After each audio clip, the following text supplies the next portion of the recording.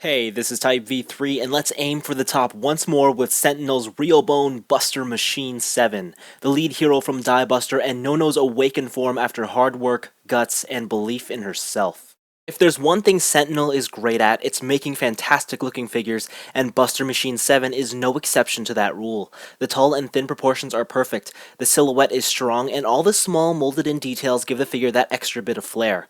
As for the joints, they're not even remotely distracting. Their small size and color make them easy to overlook. The paintwork too is great in its own right. The majority of the body carries a super glossy white finish that pops, and the red and blue highlights are equally beautiful. Nono's inner legs have a subtle blue shading to them, and the metallic sections for her boosters and feet look convincingly metal. So much so that it makes me sad that they aren't die-cast. Also, the metallic green sections for the wrists and bottom of the toes are a nice touch. I will point out that some of the edgework on my example of the toy isn't quite as sharp as I'd like it to be, but it's nothing hugely disappointing. Moving on to the head sculpt, this is where the true strength of this figure's visuals are. The entirety of both the hair and the scarf are cast in translucent plastic and then given light shading.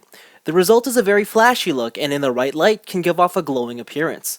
Her glasses look pretty neat too, and as an added feature they can be removed.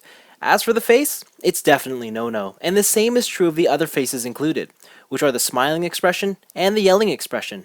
What's even better is that all three faces have no-no staring straight, something I really appreciate. From head to toe, Buster Machine 7's height comes in at just under the 6-inch mark. She's a healthy size, though I wouldn't have minded to see her a little taller. If you're wondering if this piece of hair moves, it totally does. It's on a ball joint, which is pretty awesome. Though she doesn't really come with anything to do with it, so no Buster Legion to direct, but it's still pretty cool that it works. The rest of the head is on a ball joint. I will say that because of the hair's molding, or sculpting, it does interfere a lot with where you can move the head. I can see why they didn't put a joint in, because it probably would have ruined the look of this, and for the most part it's okay. I mean, she does have decent side-to-side motion. The ends of her scarf are just on basic swivels that kind of pop out all the time, and they just plug in to the holes on her back right there. And yeah, it sucks that they do pop out, but they're pretty easy to pop back in. The shoulders are on a double-ended ball joint, so they go in and up and around, and there's a swivel built in. The elbow joint is a single joint, which, it gets more than 90 degrees, but I would have liked a little bit more bend there. The hands are, well, they technically have a little ball joint in there, and there's a swivel, but because they're so small and because the wrist cuff is so wide, you can't really get too much movement out of the hand. It's not that big of an issue, but don't expect the most dynamic wrist posability. The upper torso is pretty great, works pretty well. There is no waist joint, but it's okay because it does have that upper torso. The hips are probably the most interesting thing on this figure.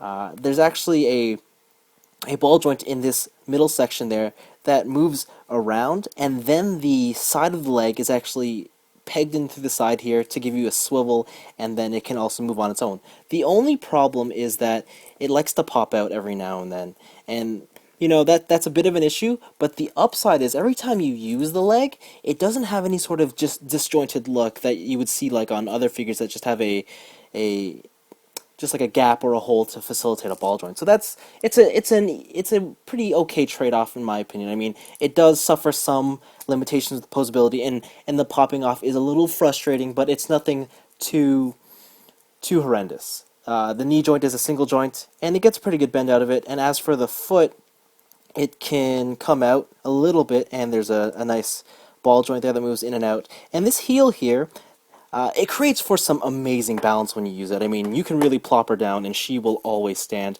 And if you don't want to use it when she's flying around, you can put those away and then use her included display stand, which is basically just a Figma display stand with this little attachment on top that pegs right into her back. It's a cool display stand, but the only thing I want to point out is Sentinel also includes this awesome display stand with their RIO line, and so to see something kind of just like this is a bit disappointing.